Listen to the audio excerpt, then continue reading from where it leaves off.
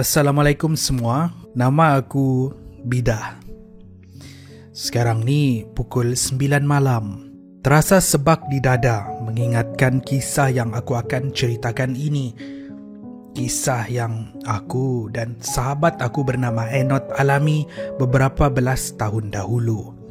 Kisahnya begini. Semasa aku berumur lebih kurang 25 tahun dahulu, aku tinggal di rumah bersama seorang kawan baik aku bernama Enot. Aku dan Enot ni duduk berdua aja di rumah. Kami ni bekerja di kilang yang terletak di ibu kota. Awal-awal tu aku tak kenal sangat si Enot ni. Kami berkenalan pun masa training di kilang. Dah kenal macam tu jadi rapat pula sampailah kami memutuskan untuk tinggal bersama-sama. Enot ni baik hati dan peramah. Di antara rakan-rakan aku, dialah yang paling pandai buat lawak. Kalau aku berbual dengan dia memang tak kering gusi. Walaupun begitu, kisah Enot ini agak tragik. Enot ni sebenarnya anak yatim piatu. Ibu dan ayah Enot meninggal akibat kemalangan di tempat kerja. Sejak dia berumur 8 tahun, pakcik dia jaga dia. Bukan nak jaga sangat pun, pakcik dia nak sakau duit pampasan arwah ibu dan ayah dia, itu je. Diorang tak jaga pun kebajikan dia. Jadi, sejak dari kecil, keluarga angkat dia layan macam orang luar. Keluarga dia selalu bully dia dan merendah-rendahkan dia. Sepanjang dia membesar, Enot tak dibenarkan masuk ke dalam rumah. Dia dipaksa tinggal di sebuah pondok yang terletak di tepi rumah. Kalau ada majlis atau kenduri, barulah Enot dibenarkan masuk. Itu pun sebab diorang nak Enot cuci piring, kemas rumah dan buat kerja yang anak diorang tak mahu buat. Di kalangan keluarga Enot ni, cuma makcik dia saja yang selalu tengok keadaan dia. Itulah makcik yang dia sayang. Bila dia berumur 25 tahun, Enot memutuskan untuk keluar dari kampung dan buat kehidupan sendiri. Dan waktu di bandar inilah kami berjumpa. Aku dan Enot ni dah macam adik-beradik. Aku selalu cakap, Enot, kita ni adik-beradik lain ibu tau. Sampai aku pernah hadiahkan dia gelang yang bertulis Blood Sister. Aku pakai satu, dia pakai satu. Tapi dalam tahun lalu macam tu, Enot dapat tawaran kerja di kilang yang lain. Katanya di situ bayaran lebih tinggi, tapi kerja memang penat sikit lah. Kalau di kilang tempat aku kerja ni, mula kerja dari pukul 8 pagi sampai pukul 5 petang macam tu. Di tempat baru Enot ni, diorang start kerja dari pukul 9 pagi sehingga pukul 10 malam. Kadang-kadang ada yang sampai pukul 11 malam. Enot kata, bayaran yang ditawarkan berbaloi dengan kerja. Jadi sejak tahun lalu, masa kerja kami dah tak sama. Aku akan pulang ke rumah sekitar pukul 7 ataupun 8 malam, makan, mandi dan masuk tidur. Si Enot pula akan pulang sekitar pukul 10 ataupun 11. Jadi memang jarang kami bersua muka. Ada 2 bilik je, bilik aku master room, jadi aku ada tandas sendiri.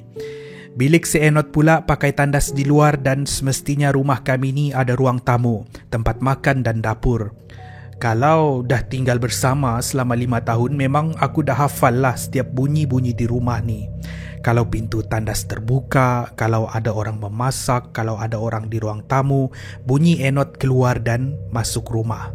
Aku tak payah keluar bilik, aku dengar je bunyi di sekeliling rumah, aku tahu orang di luar di mana dan buat apa. Tidak sehingga sejak 2 hari yang lalu, aku pulang ke rumah.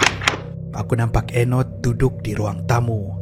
Aku tengok dia duduk merenung keluar jendela. Aku tak kata apa dan terus masuk ke dalam bilik dan tidur. Untuk hari-hari seterusnya, macam biasa aku akan dengar pergerakan Enot di luar rumah. Dia masuk ke bilik air, di dapur memasak, dan keluar ke kerja. Malam dia akan balik ke rumah. Seperti juga rutin yang dia buat semasa dia masih hidup dahulu.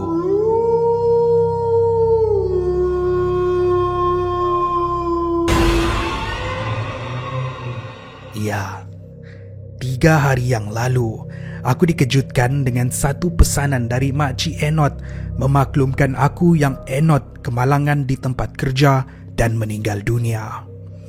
3 hari yang lalu juga aku bergegas ke kampung Enot di Perak untuk menghadiri majlis pengebumian dia sebelum pulang ke rumah sehari kemudian. Tup-tup, sampai ke rumah, buka pintu, Enot ada di ruang tamu tengah duduk merenung keluar.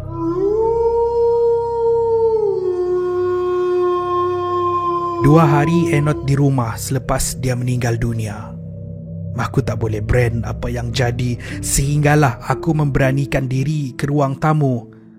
Aku melangkah keluar dari bilik dan tengok kelibat Enot masih lagi duduk di sana. Wajahnya tidak menyeramkan. Wajah dia berseri, seperti ada cahaya yang memancar dari wajah dia, tapi wajahnya masih berpaling melihat keluar rumah. Aku mendekati Enot, ataupun apa yang aku nampak sebagai Enot, dan memberikan salam. Assalamualaikum. Salam aku tidak dijawab. Aku duduk di kerusi berdepan dengan Enot dan aku cakap, Enot, aku sayang kau. Kau tahu kan? Kau ingatkan kita ni adik-beradik lain ibu kan? Waktu ni air mata aku dah mengalir deras. Aku beranikan diri membuka mulut dan cakap, Enot, kau dah meninggal. Kau pergilah, Enot. Suatu hari nanti kita pasti akan jumpa lagi. Kau jangan risau, Enot. Aku akan doakan kau selagi aku mampu. Kita tetap sahabat dunia akhirat. Pergilah, Enot. Habis je aku cakap macam tu, kepala Enot berpaling melihat aku. Dia lontarkan satu senyuman yang aku selalu lihat dan aku akan rindu. Sehinggalah dia hilang dari pandangan, membuatkan air mata aku mengalir tanpa henti. Di tempat duduk Enot pula ada gelang yang aku pernah hadiahkan dia dulu sebagai tanda hubungan kami, gelang yang bertulis Blood Sister. Orang kata beberapa hari selepas seseorang tu meninggal, diorang akan datang melawat orang yang diorang sayang. Mungkin masa yang diberikan Enot tu dia habiskan untuk berjumpa dengan aku, untuk dia ucapkan selamat tinggal untuk kali terakhir. Enot, kau pasti di dalam ingatan aku. Moga suatu hari nanti kita akan bertemu semula di jannah.